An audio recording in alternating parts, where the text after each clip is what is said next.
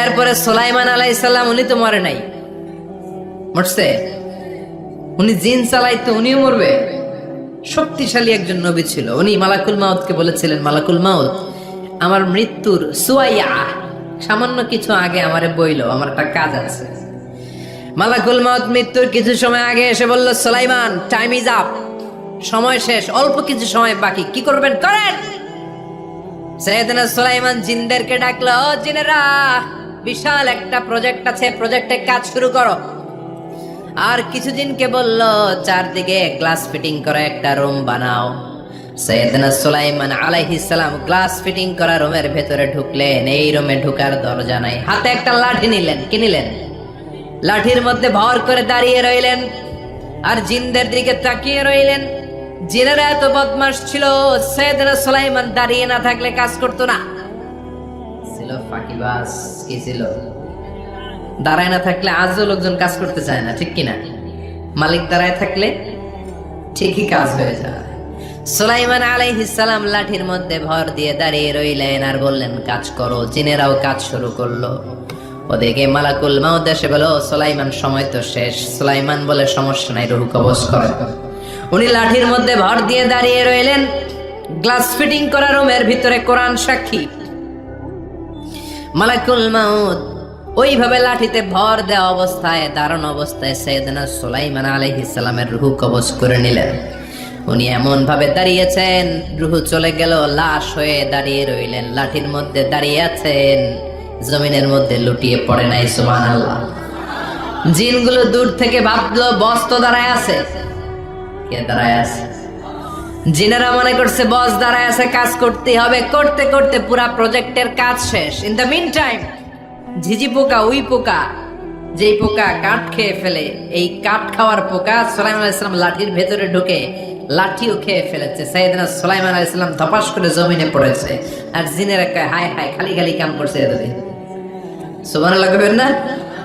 সুলাইমান আলাইহিস সালাম বাঁচতে পারে না, চলে গেলেন। মুসা আলাইহিস সালাম মরছে? উনি মরবে কেন? উনি তো খালি মারে। মরছে? এক থাপ্পড়ে ফেরাউনের বাবুর্চি নাই। মুখের আগে হাত চলতে কয়েকজন, এর মধ্যে মুসা আলাইহিস সালাম আছে না নাই? মালাকুল মাউত মানুষের আকৃতিতে অনুমতি না নিয়ে ঘরের ভেতরে ঢুকে গেল। ঢুকে বলে, আনা মালাকুল মাউত, আমি মৃত্যুর ফেরেশতা। তো কি চাও? জিতু আন আকবাদা রূহাক, আপনার রূহ কবজ করতে আসছি। কিন্তু মুসা আলাইহিস সালাম দেখতেছেন দিব্য একজন মানুষ, কি দেখে? আবার সালাম দেয় নাই, অনুমতি নিয়েও ঢুকে নাই। অমিয়া, অনুমতি নিয়ে ঘরে ঢোকার দরকার আছে না নাই? মুসা আলাইহিস সালামের মেজাজ বড় গরম। উনি বললেন, কি করবি? কয়, আপনারে মারবো। কয়, এদিকে আয়। মালাকুল মাউত মনে মনে ভাবে, এতদিন সব মানুষগুলো আমারে দেখলে দিত দৌড়, আজকে মনে হয় আমারে দিতে হবে দৌড়। এক পা গায়ে, দুই পা পেছায়, সাহস করে সামনে গেলেন। আবার মুসা আলাইহিস সালাম দিলেন এরকম থাপ্পড়। ফাসাক্কাহু ফাফাকু আইনা, বুখারীর বর্ণনা, এক থাপ্পড়ে চোখ নাই। ঠিকই মালাকুল মাউত দৌড়, এক দৌড়ে আল্লাহর কাছে।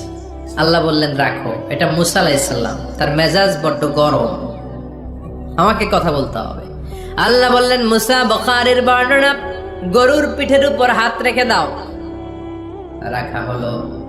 তোমার হাতের নিচে গরুর যত পশম, প্রত্যেক পশমের বিনিময়ে এক এক বছর করে হায়াত বাড়িয়ে দিলাম।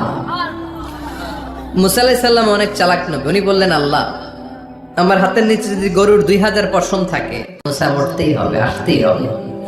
সাইয়েদনা মুসা আলাইহিস সালাম বললেন, ফাল আনা, তাহলে আর দেরির দরকার নাই, এখনই আমি আপনার কাছে চলে যেতে চাই। মালাকুল মাউত মুসা আলাইহিস সালামের রূহ নিয়ে উড়াল দিলেন। সুবহানাল্লাহ। বাঁচতে পারছে? বিশ্বনবী মরে নাই, উনি ইন্তেকাল করেছেন। চিল্লায় এখন, ঠিক কিনা? ইন্তেকালের আগে বিশ্বনবী প্রচন্ড অসুস্থ হলেন। মা আয়েশারে ডেকে বললেন, আয়েশা, মনে হয় আমি বাঁচব না। ওই যে খায়বার বিজয়ের দিন, খায়বার দুর্গ বিজয় করার পরে এক ইহুদি মহিলা আমার দাওয়াত দিয়েছিল। ওই দাওয়াত খেতে যাওয়ার পরে গোশতের মধ্যে বিষ মাখানো হয়েছিল রে আয়েশা। ওই বিষ মাখানো খাসির গোশত খেয়ে যে ব্যথা আমার পেটে উঠেছিল, আজ আবার সেই ব্যথা উঠেছে। বিশ্বনবী ওই বিষ খাওয়ানো গোশতের কারণে ইন্তেকাল করেছেন, তার মানে বিশ্বনবী শাহীদ। জামা আল্লাহু বাইনান নবুওয়া ওয়াশ শাহাদা, আল্লাহ বিশ্বনবীকে শুধু নবী বানায় নাই, শহীদ হিসেবেও কবুল করেছে। সুবহানাল্লাহ কইবেন না? প্রচন্ড অসুস্থ, উনি ছাড়া মসজিদে নববীতে কেউ ইমামতি করার সাহস পায় না। বিশ্বনবী বললেন, আবু বকর তুমি যাও, আবু বকরও যায় না। বিশ্বনবী বললেন, পানি আনো। বিশ্বনবী পানি দিয়ে ওযু করলেন, ওযু করে কয়েকজন সাহাবীকে ধরে উঠতে চাইলেন, আবার ধপাস করে বেহুশ হয়ে পড়ে যায়। বিশ্বনবী উঠতে পারে না, আবার বললেন ঠান্ডা পানি আনো। পানির ভেতরে বিশ্বনবী 2 হাত ঢুকিয়ে দিয়ে ঠান্ডা ভিজা হাত দিয়ে চেহারার মধ্যে মাসে করলেন আর বললেন, ইন্নালিল মাউতি লা সাকারাত, হায় রে মৃত্যুর কি যন্ত্রণা, হায় রে মৃত্যুর যে কি কষ্ট। ও মিয়া, বিশ্বনবী যদি মৃত্যুর কষ্টে কাতরায়, আমাদের অবস্থা কি? আমাদের নসিবে কি আছে? আল্লাহ তুমি বাঁচাও, পড়ে না আমি। বিশ্বনবী কাঁদছেন, সাহাবারা একের পর এক দেখতে আসে, কান্নার রোল পড়ে গেল চারদিকে। বিশ্বনবীর কলিজার টুকরা নয়নের পুটুলি সাইয়্যিদাতুনা ফাতিমা বিশ্বনবীর কান্না সহ্য করতে পারে না। বিশ্বনবীকে ধরে সাইয়্যিদাতুনা ফাতিমা কান্নাকাটি শুরু করে দিলেন আর বললেন, ওয়া কুরবাবা, ওয়া কুরবাবা, হায় হায় আমার বাবার কি কষ্ট, আমার বাবার কি কষ্ট হচ্ছে। বিশ্বনবী বললেন, ফাতেমা তুমি কেঁদো না, আমার কষ্ট আজকের পরে আর থাকবে না, আজকে তোর বাবার সব কষ্ট বন্ধ হয়ে যাবে। কি যেন কানে কানে বললেন, ফাতেমা আরো কেঁদে দিল। আবার কানে কানে কি যেন বললেন, ফাতেমা হেসে দিল। বিশ্বনবীর ইন্তেকালের অনেক পর মা আয়েশার কাছে ফাতেমা বললেন, আমি যখন প্রথমে কেঁদেছিলাম আব্বা বলেছিল আমি আর বাঁচব না রে ফাতেমা। আবার কানে কানে একটা কথা বলার পরে হেসেছিলাম, আব্বা বলেছিল আমার পরে আমার পরিবার বর্গের মধ্য থেকে সর্বপ্রথম তোমার সাথে আমার দেখা হয়ে যাবে রে ফাতেমা। অল্প কয়েক মাসের ব্যবধানে সাইয়্যিদাতুনা ফাতেমা উনিও ইন্তেকাল করলেন। বিশ্বনবী শোয়া থেকে উঠতে পারে না।